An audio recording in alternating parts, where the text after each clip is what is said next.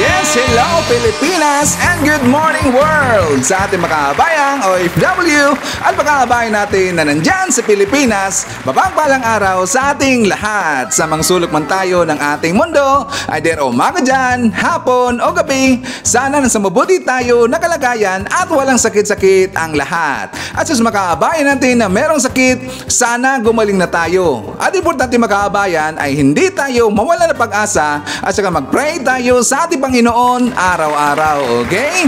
Well, syempre, kasama niyo pa rin si Sir Ivan, ang pinakabulol na vlogger sa balat ng YouTube, pero nagbibigay sa inyo ng mga totoo at mga preskong balita na kinukuha natin sa ating kapitbahay na social media. Sa pagkanang buhay sa ating lahat mga kabayan mula dito sa bansang Saudi Arabia.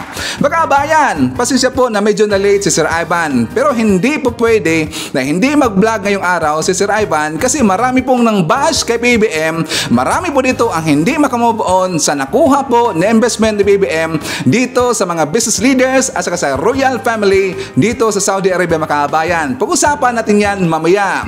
Well, syempre, before po tayo mag-start po ng ating talakayan ngayong araw, i-greet mo natin po ating mga kabayan, mga celeb viewers na nag-celebrate ng kanilang birthday ngayong araw. At nandito po sa ating lista mga kabayan, i-greet natin ang happy 50th birthday kay Sir Philip Carpina. Siya po ang anak ni Ma'am Rosette Carpina mga kabayan.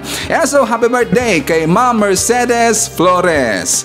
So, isa po sa pag-uusapan mga kabayan, alam niyo po, kung bilib po ako kay PBM noon, hanggang ngayon mga kabayan, mas sobra pa ang aking pagbilib dito kay PBM.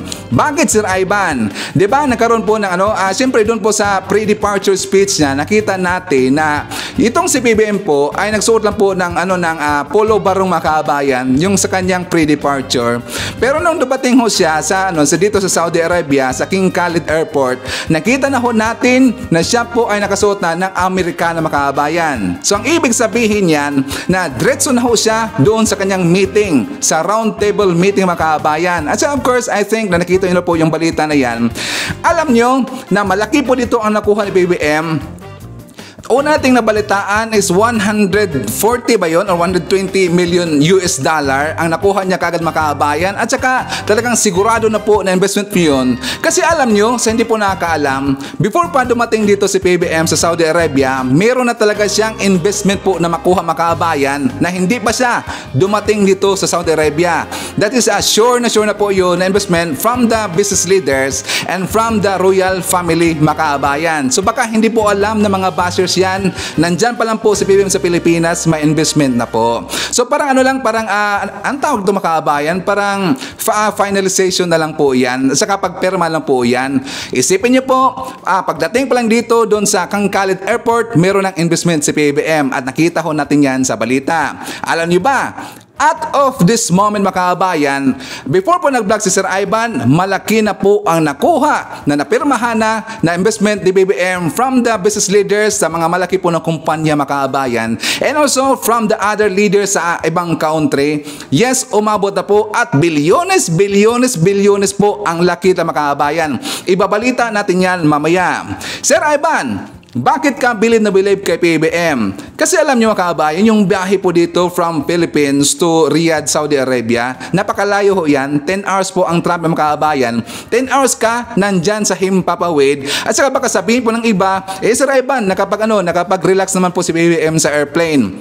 I-try nyo nga na mag-travel ng 10 hours sa taas. Kung sa isipin nyo na nakapag-relax si PBM, hindi po, kasi makakaroon kayo ng jet lag mga kabayan. At alam nyo po, magkakaroon tayo ng jet lag, para tayong lasing, para tayong hubog mga kaabayan. Alam mo yan ng mga OFW, kapag malayo po ang travel nila, aside from, dyan po lang po sa Asia areas lang po, ay hindi naman po magka-jet lag kasi ilang oras lang, 1 hour and a half or 2 hours, malapit mga kaabayan. So kapag nandito na tayo sa malayong lugar, napakalayo talaga at sa magkaroon kayo ng jet lag mga kaabayan.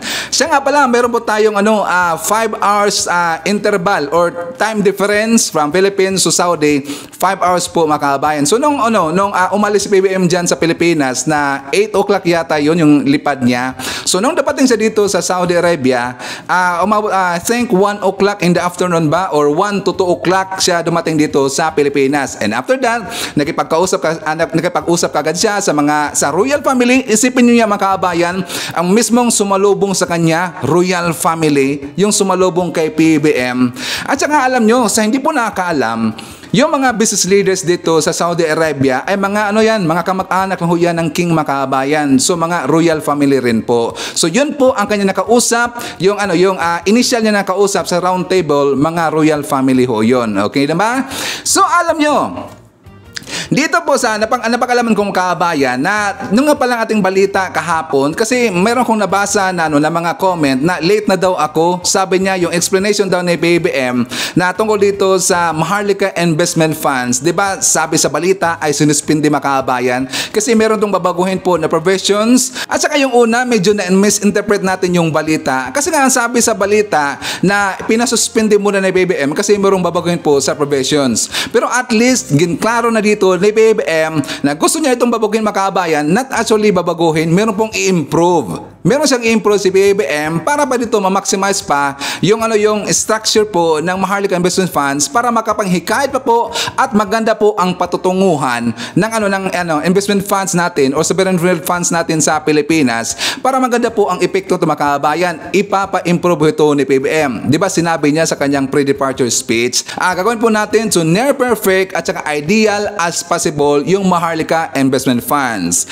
At napansin ko sa mga balita makabayan, hanggang doon lang po yung mga balita ng ABS-CBN, yung iba mga ok-ok po na mga news outlet na sabi niya pinasuspindi daw. At saka for example, dito po sa ABS-CBN mga kabayan, ang sabi dito ng balita kanina lang po 6 hours ago, President Ferdinand Marcos Jr. presented the country's sovereign investment fund to investors in Saudi Arabia despite suspending its implementation to review its provision.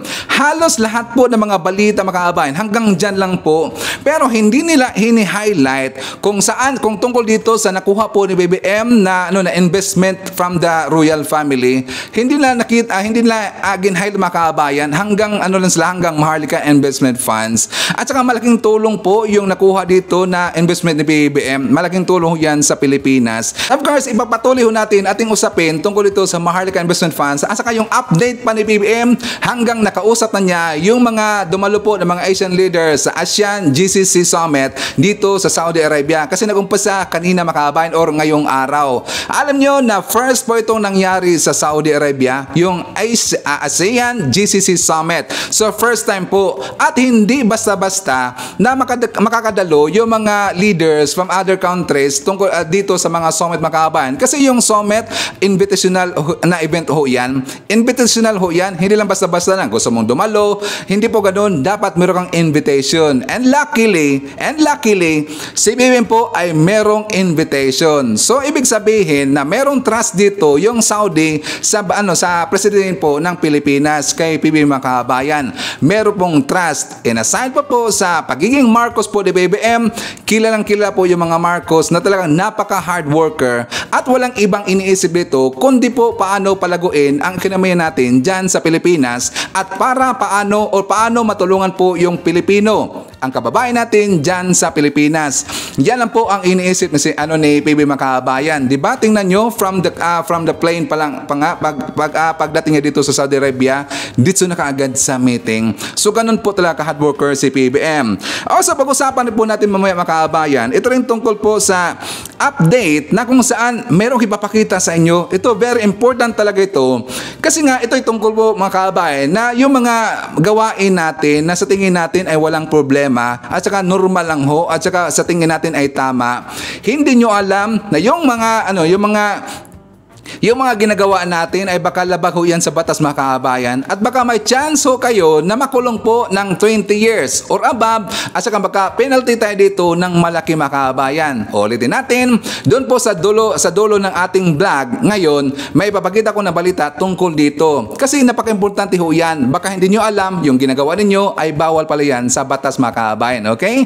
So pag-usapan rin po natin, update po dito kay Tumbado kasi meron ng update makabayan. course, marami pang iba. Alam niyo po si Sir Ivan, palagi itong meron dalang babo ng mga pasabog every time na maglalabas tayo ng mga bagong balita dito sa ating channel. So before na magsama kabayan, siyempre as usual, kukumustahin ko muna kayo at saka shoutout natin ang ating mga pinalaga po na mga legends, ang ating mga senior citizen. Hello po, kumusta? Kumusta? I'm hoping po na nasa maayos kayo na kalagayan. Kukumusta natin mga kabayan ang mga pinalaga natin na mga Marcos Loyalist. At syempre, nandyan din po makabayan nating DDS all over the world. Harito di makabayan, lalong-lalo na. Maraming salamat po sa Uniteam supporters. And girls, thank you so much sa ating mga returning viewers, mga solid supporters to ni Sir Ivan, mga suki to Stain Channel, thank you so much. At maraming salamat sa mga viewers na hindi nag-skip ng ating mga commercials. Thank you so much. And of course, mga kabayan, also don't forget to like always our vlog, okay? Please like our video. Siyempre mga kabayan, i-welcome rin po natin ating mga new subscribers, mga bagong pasok to Stain Channel. Welcome to the family and thank you po for appreciating our channel. Also mga kabayan, pag-usapan rin po natin, insert natin mamaya itong tungkol po sa nangyari na ipinakalat ngayon ng mga vlogger tungkol po kay BP Inday Sara mga kabayan. Di ba nakita natin sa balita yung speech si BBM sa kanyang pre-departure speech? Di ba nag-iisa lang po si BP Sara mga kabayan? Nag-iisa? Binigyan kagad nila yan ng, ibang kahulugan mga kabayan at saka na-highlight mga doon sa picture na si BP Sara nandun sa gilid or nag-isa lang at saka si Speaker Martin Romualdez ay dito po sa kabila mga kabayan. Di ba hinailat ho nila yan? At saka binigyan rin po nila ng kahulugan yung pag-alis kaagad ni BP Sara. Hindi ba nila alam na nandun po si BP Sara naka-standby kaagad para po sa pre-departure ni BBM? Ipapakita natin yan mamaya at sa pag-usapan natin si BP Sara mga kabayan. But before that, dito muna tayo po sa good news na kung saan meron akong ipapakilala sa inyo mga kabayan na yung mga yung mga kabataan natin na mga bababait talaga, tinatawag natin na mga good Samaritans kasi nagbalik sila dito ng mga gamit po ng iba, ibinalik mga kabayan yung cellphones at saka yung ibang gamit po. Para makilala pa natin, let's watch this! Mga kapuso, inspirasyon ang hatid ng katapatan ng 3 estudyante at 1 empleyado sa Mangaldan sa Pangasinan. Isinauli kasi nila ang mga napulot nilang pitaka, may nagsoli pa nga ng cellphone. Nakatutok si Claire Lacanilao ng GMA Regional TV, 1 North Central Luzon. Hinangaan ng katapatan ng 3 estudyante ng Mangaldan National High School matapos makapulot ng pitaka at 2 cellphone sa magkahiwalay na insidente sa bayan ng Mangaldan, Pangasinan. Hindi pinag-interesan ng 3 estudyante ang kanilang napulot at agad na ibinigay sa kanilang guro. Tinakbo ko po doon sa baba kasi naulanan po, saka ko pinulot, saka ko. Nung recess po, sinabi ko kay Ma'am Sangayab kasi malaki pong halaga yun. Pinaghirapan din po ng mga magulang yun. Marami pong gustong kumuha pero po sinabi ko, balik na lang po sa may-ari tapos tinakbo po namin sa may mga teacher. Tapos binuksan po nila yung wallet, may mga ID po. After ko po maglaro ng badminton doon sa senior high gym, may nakita po akong cellphone doon. Nakita ko po, tas inopen ko po, iba yung wallpaper, so miss to say hindi po sa amin yun. Hanga raw ang pamunuan ng paaralan dahil likas na umano sa kanilang mga estudyante ang pagiging tapat. Everyday talaga pinagsasabihan sila na gumawa din ng mabuti and wag silang maging pasaway para maging mabuting tao sila. Hinangaan din ng isang POSO enforcer na si Dante Sendanya matapos magsauli ng pitaka na may laman na cash at mga ID. Naibalik sa may-ari ang napulot na pitaka. Ito na umano ang 2 beses na nagsauli siya ng napulot na pitaka. Siyempre, trabaho natin, ma'am. Hindi naman sa atin yung wallet na yun, baka kailangan pa niya, ma'am. Kaya sinurrender ko po sa munisipyo. Yan, so palakpakan naman natin sila mga kabayan. Gusto ko kasi na makilala sila kasi alam nyo at alam ko rin po na marami pong mga kabataan, marami pong mga tao na katulad nila mga kabayan, yung mababait talaga.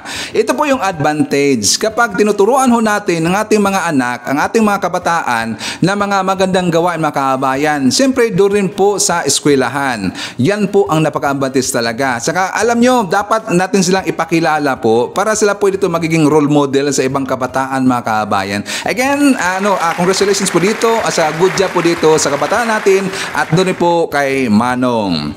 Okay, so dito na tayo sa balita, mga kabayan, na kung saan dito tayo mag-start. Kasi nga yung issue po ng dito sa Maharlika Investment Funds, kasi hindi po natin or late na natin nalaman na ito palang pag-suspended po ni PBBM sa Maharlika Investment Funds kasi gusto niyang mayroong idagdag dito na provision para mag-improve pa at saka marami pa ditong benepisyo na makuha from this project. Di ba yung nalaman lang natin sa balita ay sinuspended lang kagad, mga kabayan. So dapat malaman natin at para maklear po yung issue na to, let's watch this. Nasa Riyadh, Saudi Arabia na si Pangulong Bongbong Marcos para sa ASEAN Gulf Cooperation Council Summit. Pero bago yan, may nilinaw ang Pangulo kaugnay sa pagpapatupad ng Maharlika Investment Fund. Nasa frontline ng balitang yan, si Maricel Halili. Aarangkada pa rin ang Maharlika Investment Fund. Yan ang tiniyak ni Pangulong Bongbong Marcos sa kaniyang departure speech bago lumipad pa Saudi Arabia. I would just like to make a comment because one of the important aspects of this trip will be for us to introduce the Maharlika Investment Fund to the rest of the world and certainly more specifically to the Middle Eastern countries. I was a bit alarmed by the news reports early this morning that I read in the newspapers that we have put the Maharlika Fund on hold. Quite the contrary. We are the organization of the Maharlika Fund proceeds apace, and what I have done though is that we have found more improvements that we can make specifically to the organizational structure of the Maharlika Fund. The concept of the Maharlika Fund as a sovereign fund or an investment fund, the concept remains a good one. And we are still committed to having it operational before the end of the year. So we should not misinterpret what we have done as somehow a judgment on the rightness or wrongness of the Maharlika Fund. On the contrary, we are just finding ways to make it as close to perfect and ideal as possible. And that was what we have done. And this has been in consultation not only with our economic managers, but also with the people, the personalities who will actually be involved in the fund.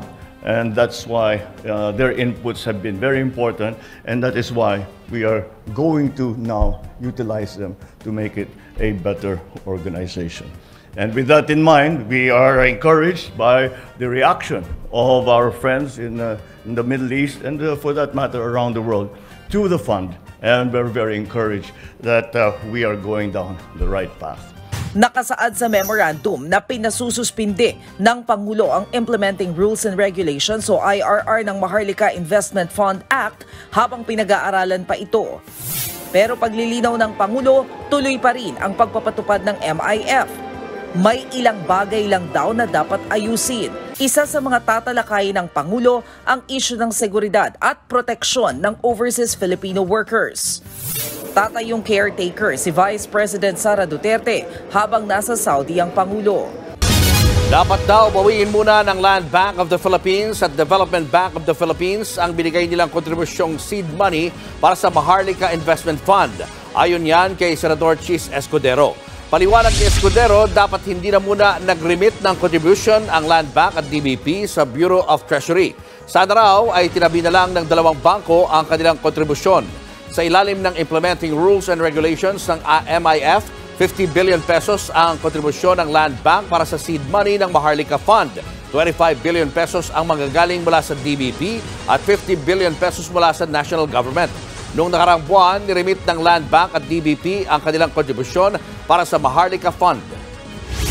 Marahil dapat bawiin na muna ng Land Bank at DBP yung nilagay nila sa National Treasury dahil ang tanong ko kumikita ba ng interes yun? Dapat isinangtabi lang nila within their funds yung dapat ibigay o earmark lamang yung dapat ibigay sa Maharlika Investment Corporation.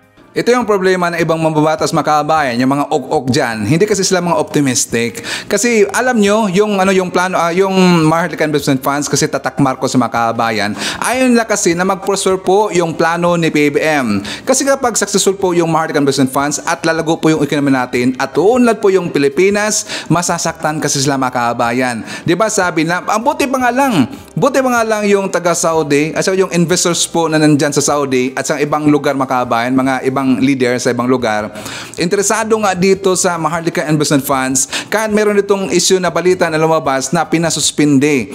Pero at least ito inaintindihan po ng mga leader dito po sa Saudi Arabia kabayan at sila interesado po dito.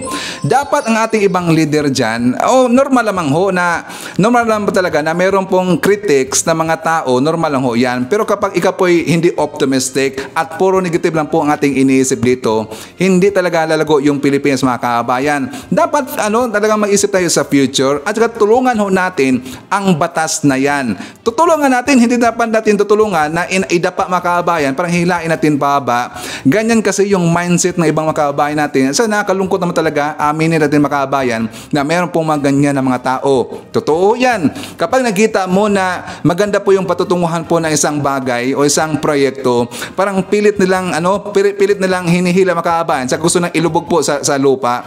Ganun po sila mag-isip kasi ayaw nila na lalago po ang Pilipinas sa pamahala po ni PBBM. Okay? So dito isunod natin mga kabayan kung makaano na ba yung makuha po na investment ni PBBM as of this moment, iilan na ba lahat at sino-sino nito yung interesado na mga leader na mag-invest po sa Pilipinas. So for more details, let's watch this. Interesadong mag-invest sa Pilipinas ang ilang business leaders na nakaharap ng Pangulo sa isang pulong sa Saudi Arabia. Muli ring ibinida ng Pangulo sa nasabing pulong ang Maharlika Investment Fund. Live mula sa Saudi Arabia, nasa frontline ng balitang yan, Simon Gualvez. Mon, good morning. Ano pa ang mga natalakay sa pulong ng Pangulo sa business leaders? Good morning, Jess, Gretchen. Sinelyuhan ang tinatayang nasa $120 million na halaga ng mga kasunduan sa pagitan ng Pilipinas at ng Saudi Arabia sa ginawang roundtable meeting ni Pangulong Bongbong Marcos kasama ang ilang mga Saudi business leaders. Pagdating pangalan ni Pangulong Bongbong Marcos dito, nakipagpulong na kaagad siya sa mga negosyante sa Kingdom of Saudi Arabia. Magiging malaking bahagi kasi ng investments mula sa mga negosyante ay ang paglikha ng nasa 15,000 trabaho para sa mga Pilipino. Sinamantala ng Pangulo ang pagkakataong ito para ipagmalaki ang mga Pilipino dito sa KSA. Pinakamarami kasi ang overseas Filipino workers dito na nasa halos 1 milyon. Ibinida rin ni PBBM na nasa pinakamabilis na growth rate ang ating ekonomiya mula noong 1976 kung saan umabot pa nga sa 7.6% noong nakaraang taon. May nagpahayag naman ng interes na mag-invest ng long-term sa Pilipinas gaya na lamang ng kumpanyang Saudi Aramco. At gaya ng kanyang sinabi bago umalis ng Pilipinas, ibinida rin ng Pangulo ang Maharlika Investment Fund. Narito ang bahagi ng pahayag ni Pangulong Bongbong Marcos pati ng ilang prospective investors sa ginawang roundtable meeting. At the forefront of these opportunities is the recently launched Maharlika Investment Fund, the Philippines' first ever sovereign investment fund designed to drive long-term economic development through increased investments in high-impact sectors. We look forward to benefiting not just from Saudi investments, but also from the Kingdom's extensive experience in managing such funds. We are actively in discussion with a number of partners in the Philippines for long-term supply arrangements. And if we're lucky, inshallah, we will have one day an Aramco gas station or Aramco lubricants being sold directly to consumers in the Philippines. Jess, Gretchen, ngayong araw magsisimula ang gagawing kauna-unahang ASEAN GCC na magsisimula alas 9 ng umaga dito sa Saudi Arabia at alas 2 naman ng hapon yan dyan sa Pilipinas. Iba't ibang major geopolitical issues sa ekonomiya, seguridad, maging usapin sa langis at concerns ng mga overseas workers ang ilan sa mga inaasang pag-uusapan ng iba't ibang mga bansa na kabilang o bahagi nga ng dalawang rehiyon. Kasama rin sa inaabangan ay ang pakikipagkita ni PBBM sa Filipino community dito sa Saudi Arabia bago siya tumulak pabalik dyan sa Pilipinas. Jess at Gretchen. Imon, sa kabila ng gera na nangyayari sa Israel at Hamas, kamusta naman ang sitwasyon dyan? Alam natin na Saudi ang isa sa mga big players sa Middle East. Meron bang tatalakayin tungkol doon? At kamusta yung peace situation sa Saudi Arabia? In terms of security and peace, maayos, normal at talagang mahigpit ang ginagawang pagbabantay at seguridad dito sa Saudi Arabia.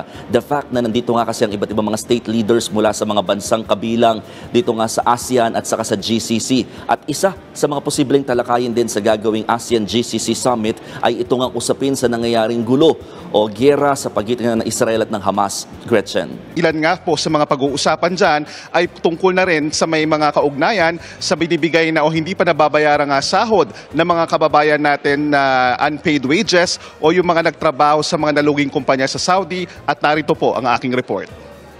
Namamasukan bilang bisor sa construction business ng kanyang kapatid dito sa Caloocan si Eduardo. Dating skilled worker sa Saudi si Eduardo na naghihintay na mabayaran ng sweldo mula sa kanilang kumpanya na nalugi. Noong 1 taon pa kasi nangako ang Saudi Crown Prince na babayaran ng sahod ng mga tulad ni Eduardo. Nag-birthday na yung pangako, pero hanggang ngayon wala pang nangyayari. Ewan ko lang, itong pagpunta ni Mr. President sa Saudi Arabia, baka maipasok naman yung hinihiling namin. Ang tinutukoy ni Eduardo ay ang inaasahang pulong ni Pangulong Bongbong Marcos sa mga lider ng Kingdom of Saudi Arabia. Bukas, nakasabay din ang dadaluhang ASEAN Gulf Cooperation Council Summit ng Pangulo dito sa Riyadh. Isa lang si Eduardo sa may 10,000 Pinoy workers na ilang taong nagtrabaho dito sa Saudi, pero kalaunay hindi na napasahod ng ilang oil at construction companies matapos silang magdeklara ng bankruptcy o pagkalugi, bagay na bumago sa buhay ng libo-libong Pinoy skilled workers na umasang giginhawa ang buhay matapos mag-abroad. Mihiling ako sa presidente natin, kay Presidente Ferdinand Marcos Jr. na maalala naman niya kami. Bukod sa usapin ng pagbabayad ng mga sahod, isusulong din ng Pangulo ang pag-usad ng mga kasunduan ng Pilipinas at Saudi Arabia para sa proteksyon ng mga OFWs doon. Sana mayroong good news dito tungkol po sa hinanaing po ni Tatang Makabayan. Yung mga hindi pa nabigyan po ng sweldo, doon po sa nag-close or na-bankrupt po na kumpanya dito sa Saudi Arabia. Sana magkaroon na po ito ng good news galing po kay PBM. Kasi dapat silang matulungan po Makabayan. Ang tagal na ho nilang hindi nabigyan po ng sweldo. So dito, ibabalita na ho natin kung magkaano na ba as of this moment ang nakuha na investment ni PBM from the business leaders, galing po sa royal family at saka sa mga leader po ng ibang bansa Kabayan. Ayon ho dito sa balita po, galing ito sa PCO. Sabi dito, ink over 4.26 billion US dollar. 4.26 billion US dollar ang investment agreement that would benefit 15,000 Filipinos in the construction and human resource industry. Take note, 4.26 billion US dollar ho yan mga kabayan. So, ang laki na po. Alam ko po yung isipin dito ng mga anti-Marco. Sabi nila, ano ba yan? Pledges pa naman yan. Pero baka mabilaukan na naman kayo tungkol dito kapag sasabihin na ng taga DTI, diba lately lang po, how many days ago na ba, na sinabi po ng DTI kung magkaano na dito yung na-approve investment from the presidential visit to BBM sa ibang country makabayan. Diba umabot na po ng 700 million US dollar, 700 billion pesos ang approved investment na pumasok na sa Pilipinas. Which means nandyan na po sa Pilipinas makabayan at saka na-convert na po yan into money. I'm not sure kung money na ba or para po dito sa infrastructure. Pero at least nakita na natin yung numero kung magkaano makabayan. Wala yata silang bilib dito kay PBM. Kitang-kita ho natin at di ba binansagan nga si PBM na siya po'y greatest salesman na president makabayan ever. Di ba si PBM yung binansagan ngayon ng mga political analysts, ng mga economic managers. Si PBM po ay ngayon tinatawag na greatest salesman na presidente. Pero alam nyo, itong ganitong mga tao, dapat magiging optimistic sila. Kapag mayroong investment dito at galing ho yan sa Saudi Arabia makabayan, kilalang kilala ho natin yung Saudi Arabia, kilalang ho natin yung mga Arabo, hindi ho yan basta-basta po na umaatras makabayan. kababayan. Nandyan pa lang po si PBBM sa Pilipinas, alam na ng Arabo na sila dito'y maganda talaga ang future po na kanilang invest kapag ma-invest sila dito sa Pilipinas. So hindi sila dito nagdadalawang isip, 'di ba? Initial pa nga lang yung 120 million US dollar na investment. So dito kabuuan is 4.26 billion US dollar na lahat mga kababayan. So dapat matuwa tayo. Dapat ibalita ho natin yan. Kasi as of this moment, hindi pa ho yan ibinalita po ng mga news outlet mga kababayan. Ang bibigay pa po yan ng figure ang Presidential Communications Office pa lang po or ang PCO. So hopefully in how many hours from now ibalita ho yan ng news outlet mga kababayan. 'Di ba? At dito alam nyo, nagpapasalamat po yung 31 million movement. Alam ba natin yung 31 million movement mga kababayan, yung mga kasama dyan, yung mga Marcos supporter, mga Marcos loyalist, nagpapasalamat sila dito kay PBM tungkol dito sa magandang epekto na pagpunta dyan sa Saudi Arabia. Sabi po ng 31 million movement, Heavenly Father, nagpray mga kababayan. Sabi na, we offer our heartfelt thanks as President Bongbong Marcos journeyed to Saudi Arabia for the ASEAN GCC Summit.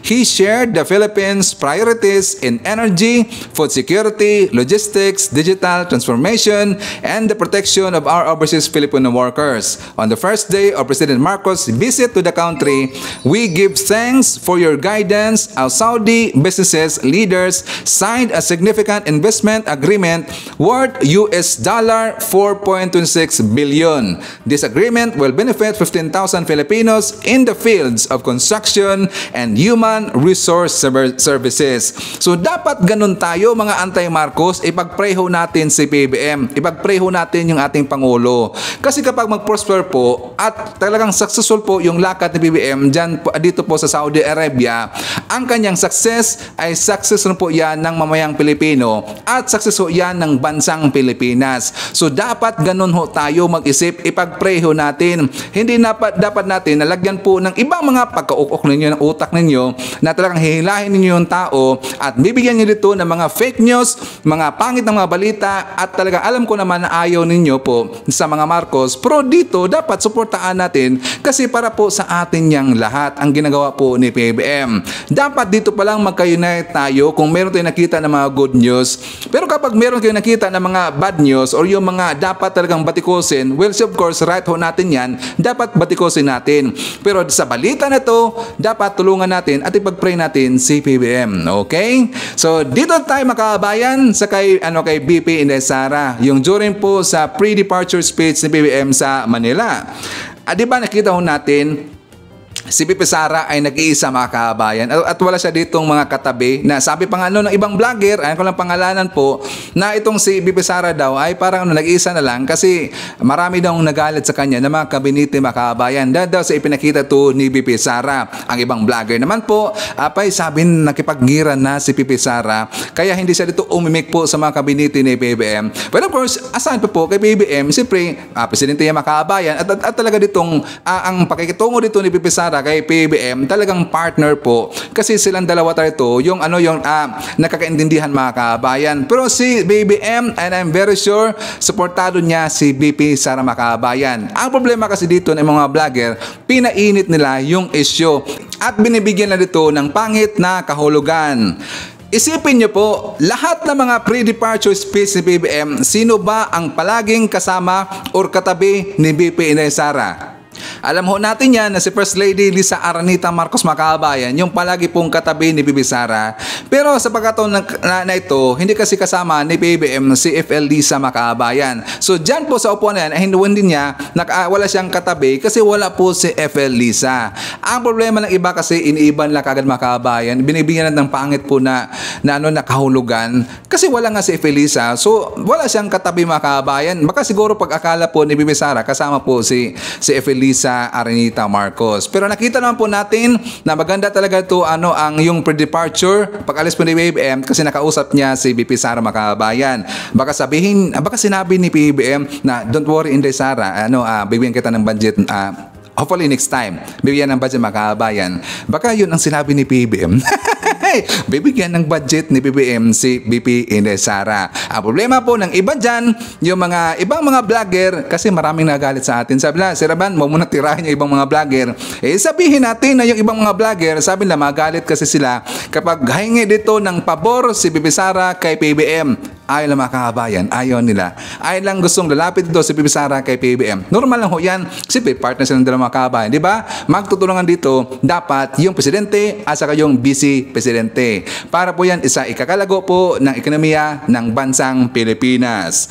So, bago na mag-jump po sa ating next topic mga kabayan, siyempre, isa naman natin po ating mga silent viewers, at yung mga viewers na hindi nag-skip ng ating mga commercials. Thank you so much. So, shout out natin ating mga channel members, sila si Ryan, Cosmo Defender, Pusong Inami, o Sis Queen, Fizz Calante, Russell Terrowell, Via Bibar, and Mergrace Homes. Hi to Lini Del Rosario, Marcos Hernandez, Maiti Baisa, Marian Shuko, Carmila Salinga, Aurora David, Brian Baltasar, Amy Sarino, nandiyan po si Ma'am Ryan from Virginia USA, Carclia, Sensitive Beer, Redler, Trexie, Carmen, Lily, Judy, Don Kings, Ridwan, Little One, Jay Cabal, Ma'am Lente, Ma'am Self, Mami Chacha, Mami Lu, Tita S, Caitlin, Tatay Emik, and Tatay Jackfords of Jackfords family. Hi to Ma'am Maiti Baiza, Blessy Caronan, Aneth Aligredi, Jelen Quezon, Rose Guevara, Leonardo Manansala, Emily Ponsaranti Maho, Teresita Bihasa, Boss Estela, Lynn Gonzalez, Edgardo Canonigo, Josephine Martinez, Julian Hasmin at Dayday, Teresita Kainglet, nandiyan po si Mon Flower, Erika Mapagmahal, OPM Labsong Sanchez, biyahe ni AJTV from South Korea, Tulin family of Cebu City from Rodolfo Rabor, and hi to Tonevella and Ashen from Cyprus. Maraming nagtataka mga kabayan, sabi na yung ating mga bagong subscribers, bakit daw pa iba-ibang aking boses? Meron akong ginaya. Gusto ko kasi all-in-one mix lahat mga kabayan. Gusto ko yung parang meron tayong nostalgic sa mga mahilig po makinig ng mga radyo, yung mga parang announcers. So, ginanon ko mga kabayan, gusto ko mix lahat. Para rock and roll tayo. Okay, so punta tayo sa ibang balita mga kabayan. Pag-usapan na natin itong tungkol po sa kay Tumbado, kasi sa Tumbado mga kabayan, pumunta na ho siya dun sa NBI. 'Di ba nung the other day ba, nung ipinatawag na siya dito ng taga-NBI, di ba si Tumbado hindi nagpakita mga kabayan. Pero at least yesterday napakita na po si Tumbado, at dito na po sa balita, kinasuhan na ni Bautista ng DOTR itong si Mar Balbuena mga kabayan. So for more details, let's watch this. Nagsumiti na ng kanyang sinumpang salaysay sa NBI ang dating opisyal ng LTFRB na nagbunyag sa manoy katiwalian sa ahensya. Nasa frontline ng balitang yan si Marlene Alcaide. Matapos hindi makasipot sa sampina nitong Martes, dumating na kanina si Jeff Tumbado kasama ang kanyang bagong abogado sa NBI. Si Tumbado ang dating executive assistant ni suspended LTFRB Chairman Teofilo Guadis III na nagsiwalat ng umano'y katiwalian sa LTFRB. Pero makalipas ng ilang araw, binawi rin.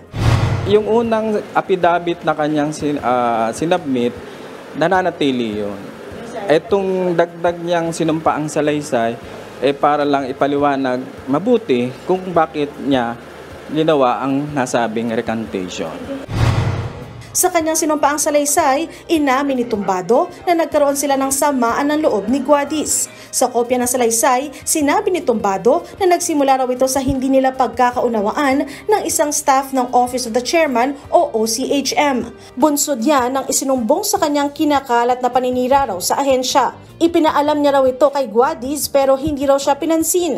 Nang mawalan raw siya ng pag-asa kay Guadis, nagbitiw siya sa pwesto noong huling linggo ng Setyembre. Nagulat raw si Tumbado nang makarating sa kanyang sinabi umano ni Guadis na sinibak siya dahil umano sa panghihingi niya ng pera.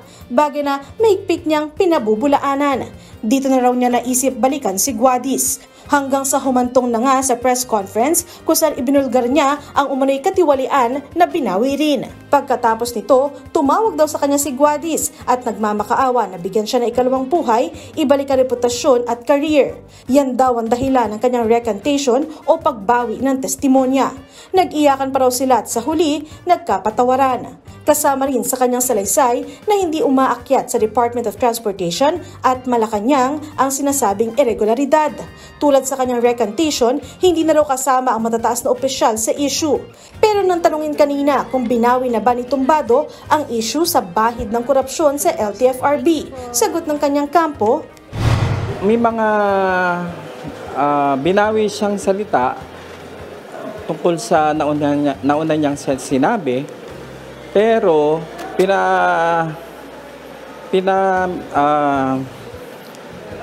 he maintains pa rin yung ibang allegation na corruption sa lower level lang. Yung mga technical operation. Pero ang sinasabi ng testigo ay ang korupsyon ay nagsimula sa mga aplikante doon sa LTFRB. Nang tanungin sa Tumbado kung planchado na ang gusot nila ni Guadis. Siguro pag natapos na lahat, pati kasama yung mga hearings, doon pa lang natin masasabi kung talagang wala na kaming issue, dalawa. Definitely meron pa.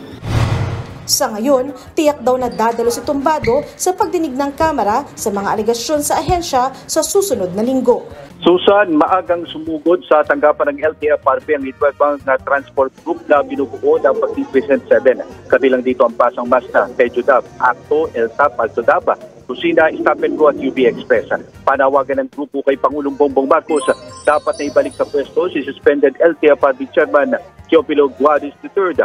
Ayon kay Altodab President Boy Vargas, ngayon lang naramdaman ng transport group na naging maayos ang relasyon ng ahensya at hanay nila. Hindi umano nila naramdaman ang ganitong uri ng pagpapahalaga sa hanay ng transportasyon sa nakalipas na pinuno ng LTFRB. Sinabi naman ni Stop and Go President Saldi Ping-ay sa ilalim ng pamumuno ni Guadis ay natuunan ng kanilang mga hinaing sa problema ng transportasyon. Ngayong lang din umano bumalik ang tiwala ng hanay ng transportasyon sa tanggapan ng LTFRB. Kabilang dito ang pangamba rin ng pag-phase out sa mga traditional na jeepney at iba pang mga issue.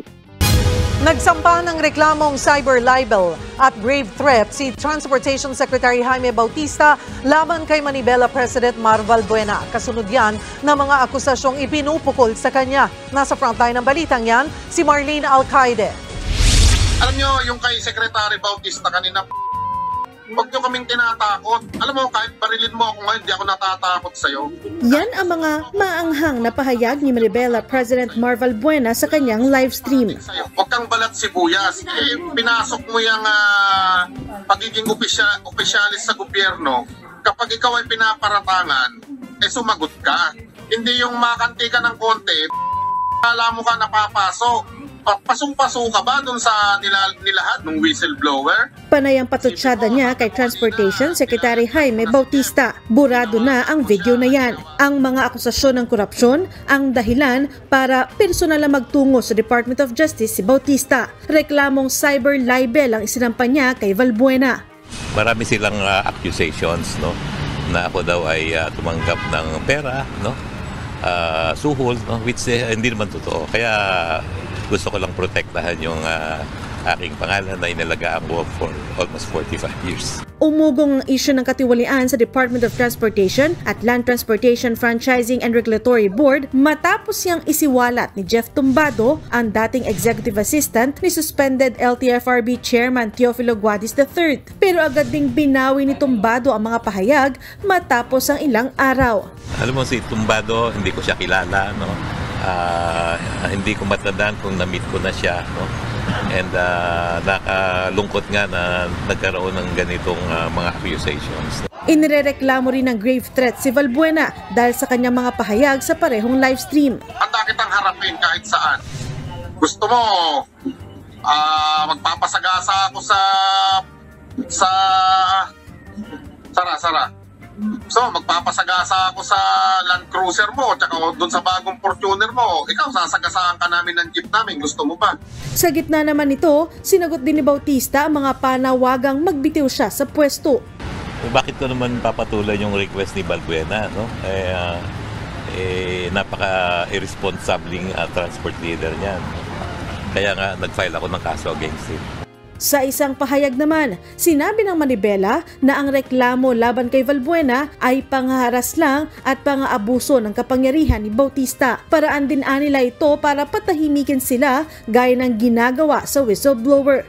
Bukod naman kay Valbuena, sinampahan din ng cyber libel complaint ang mamamahayag na si Ira Panganiban. Bunsod naman ito ng mga post niya umano sa social media. Pero sagot niya riyan, wala siyang alam sa sinasabi ni Bautista. Giit pa niya, iniuulat lang niya ang mga nakuhang impormasyon. Inaasahang ipatatawag ng DOJ sina Valbuena at Panganiban para kunin ang kanilang panig. Sabi naman ni Secretary Bautista, nagsagawa na sila ng internal investigation kina Guadis at Tumbado na isumiti na rin daw ito sa Malacanang. Yan ang dapat na gawin po dito sa mga taong mapanira, makabayan. Yung sobrang mapanira na. At saka wala silang konkreto po dito ng mga ebidensya. Hindi na binabalidate sa kabilang kampo kung ang kanilang sinasabi ay totoo ba talaga, makabayan. Diba grabe na yung mga threat na ganyan. At saka dito rin po sa reporter.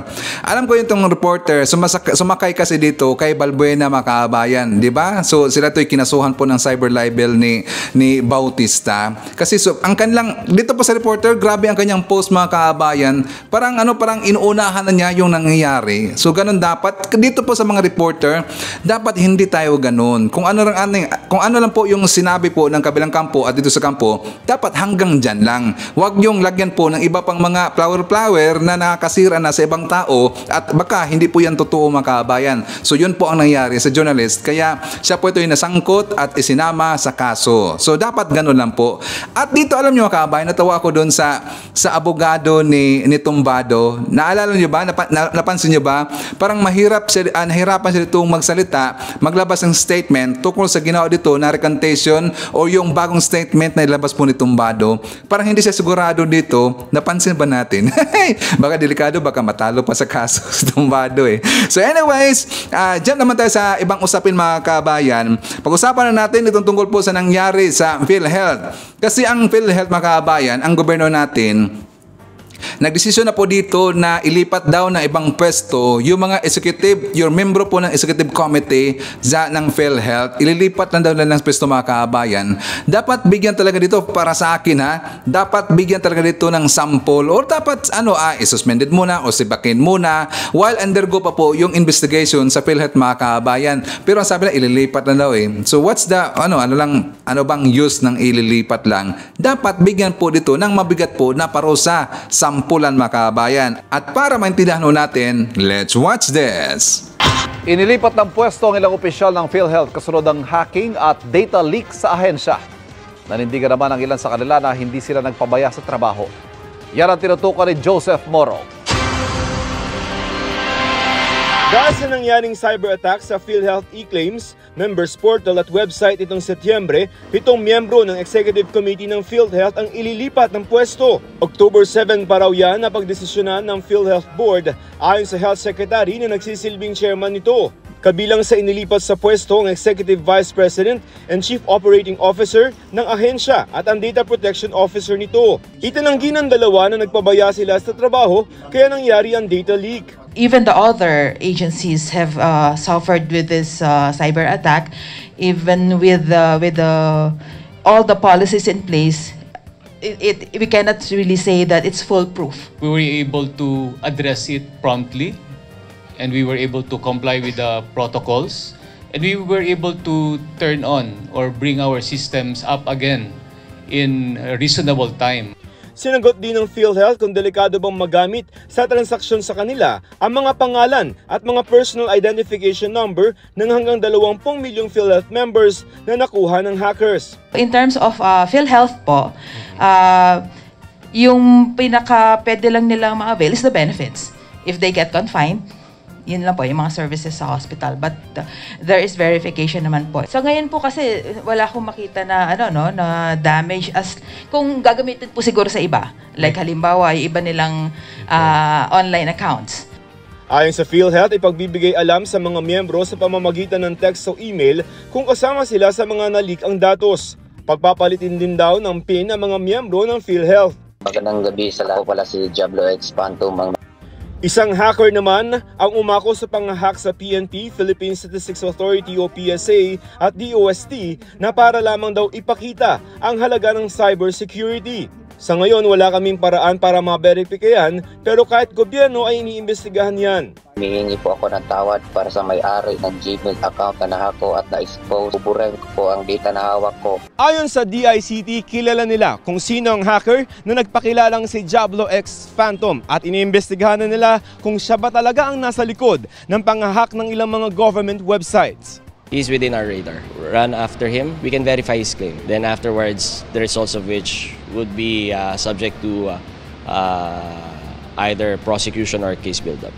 Pero sabi sa amin na nagpakilalang hacker, kung totoong kilala na raw siya ng gobyerno, ay dapat nahuli na siya. Hinihintay naman ng Cybercrime Investigation and Coordination Center o CICC na nasa ilalim ng DICT ang mga impormasyong nakalap ng DICT bago ang investigasyon sa lahat ng hacking sa gobyerno.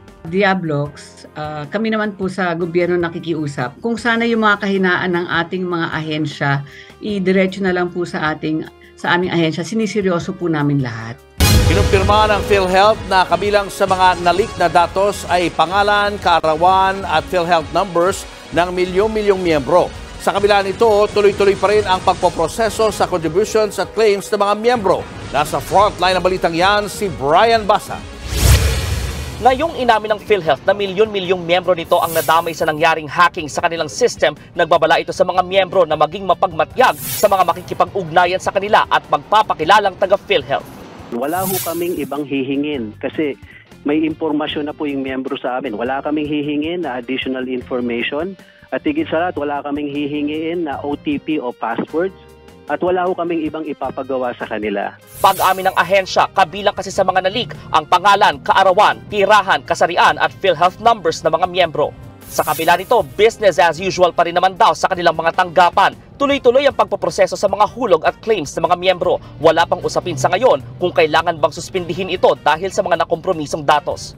Ayon sa PhilHealth, hindi bababa sa 13 milyong miyembro ang nadamay sa data leak. 600 hanggang 800 daw sa mga ito, mga empleyado ng State Health Insurer. Posible pa raw madagdagan yan.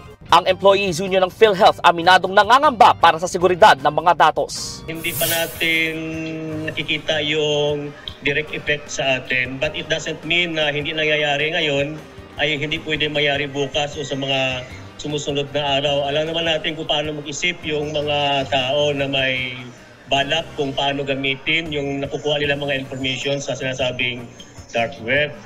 Isa sa tinitingnan solusyon ang pagpapalit ng PhilHealth identification number ng mga apektadong miyembro. Pero pag-amin ng ahensya, masalimuot daw ang pagbabago nito. Habang pinag-aaralan pa yan, payo ng PhilHealth sa kanilang mga miyembro, magpalit agad ng password sa PhilHealth member portal. Ayon naman sa National Privacy Commission, maigi ring magkaroon ng multi-factor authentication sa mga online account, tulad na lang ng code na ipadadala sa inyo via text message na magpapatunay na kayo ang may-ari ng inyong account. Kamakailan naman, inilunsad ng NPC ang philhealthleak.privacy.gov.ph. Dito pwedeng i-verify ng mga PhilHealth member kung kasama bang na-leak ang kanilang personal na datos. I-type lang ang PhilHealth membership ID at i-click ang search button. Kung hindi kasama sa mga nakompromiso, may lalabas na not in the leaked database. Para sa akin mga kabayan, yung itong ginawa po ng isang hacker, nakatulong rin po. Sa akin lang yan ha, nakatulong mga kabayan. Saang angle Sir Ivan? Kasi nga yung ginawa po ng hacker, even though hindi maganda kanyang ginawa, kasi nagkaroon dito ng malaking perwisyo po sa ahensya natin, na for example dyan po sa PhilHealth, at sa kapulisan natin, nagkaroon kasi ng data leak mga kabayan dahil po sa isang hacker.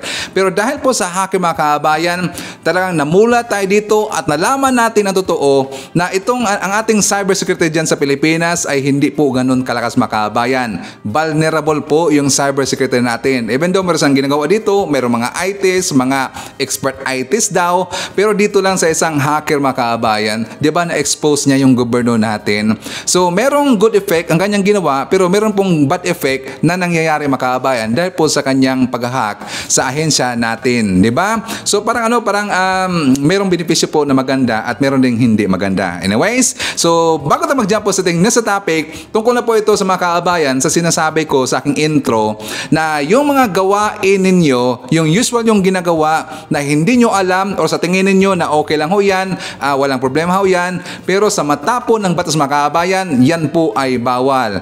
But before that, i-shout out natin si Evelyn Garcia, Shane Sibal, Eric Sontes Moblog from Kuwait, at shout out daw sa kanyang pamilya na nandyan sa Barangay Gingawan, Tanawan, Leyte, and shout out sa lahat ng mga membro ng Iglesia ni Cristo. So, for more details, let's watch this. Grabe, mga pag-post sa social media, fake news. Ano ba yan? Patingin nga. Baka naman hindi ikaw yan.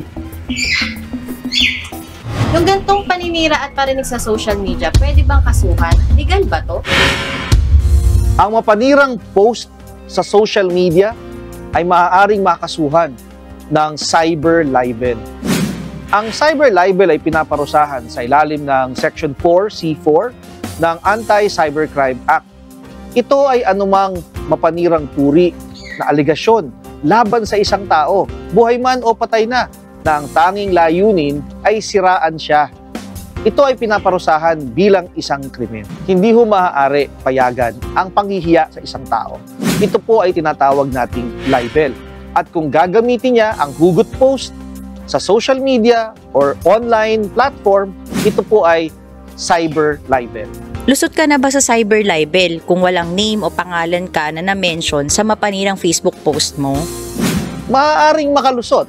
May isang kasong dinesisyonan ang Korte Suprema, yung kaso ni O.G. Diaz versus People noong 2007, kung saan sinabi ng Korte Suprema na ang isang elemento ng libel or cyber libel ay dapat identifiable o nakikilala ang biktima o yung ipinapahiya. Kung hindi makikilala, halimbawa, blind item, hindi nakikilala kung sino yung sinisiraan, walang kaso ng cyber libel. Pero kahit na hindi pinangalanan, pero kung ang mga description o mga hugot lines ay patungkol lamang sa isang tao na ang ordinaryong taong nakakarinig o nakakabasa nito ay makikilala pa rin siya, pwede ka pa rin makasuhan ng cyber libel. Meron din tayong tinatawag, yung bang iba't ibang post pero related sa isa't isa. Ito yung tinatawag nating multiple publication rule. Kahit na hindi mo siya pinangalanan, pero sa isang post, pangalawang post, ito ay patungkol sa kanya. At pag pinagsama-sama mong binasa ang magkakaugnay na post, ay makikilala mo ang taong ito. Pwede ka pa rin makasuhan ng cyber libel. Attorney, gaano katagal ang parusa sa kasong cyber libel? Ang cyber libel ay isang krimen o pwede kang makasuhan ng pagkabilanggo. Kung ito ay ordinaryong libel lamang, 6 to 12 years. Kung ito ay gumamit ng computer o cyber libel, hanggang 20 taon pwede kang mabilanggo. Attorney, may piyansa po ba ang kasong cyber libel? Ang cyber libel ay bailable. Ibig sabihin, ito ay pwedeng piyansahan. At ang piyansa ay depende sa kung ano ang ikinaso sa iyo at ang reputasyon ng taong siniraan mo umano. Dahil yun ang pinagbabatayan ng korte para magtakda ng piyansa. So yan po ating mga nakalap na mga balita ngayong araw. Kung nakaabot ka po sa portion na to, sana nakapag-like na ho tayo. Libre po ang mag-share, libre din ang subscribe. Again, maraming salamat sa mga viewers na hindi nag-skip ng ating mga commercials. Thank you so much. And thank you so much also sa ating mga silent viewers. Thank you so much. At before natin tapusin ating programa ngayong araw, sana sabayan nyo si Sir Ivan para sa ating live messaging prayer. Ama, alam namin na madalas kaming nagkukulang sa iyo. Patawarin mo po kami. Ipadala po ninyo ang Espiritu Santo nang magabayan kami sa tamang landas, sa landas ng katuwiran at pag-ibig. Naway maging instrumento kami ng inyong biyaya at pagmamahal sa araw-araw. Amen. So maraming salamat mga kabayan, and I hope to see you again on my next video. BBM Sara! BBM Sara! Pagkakaisa patungo sa ginhawa. BBM Sara! BBM Sara! Para sa kinabukasan naming mga bata. BBM Sara! BBM Sara! Walang imposible na kapag nagsama-sama. BBM Sara! BBM Sara! Ang presidente at ang bisi na mahal ang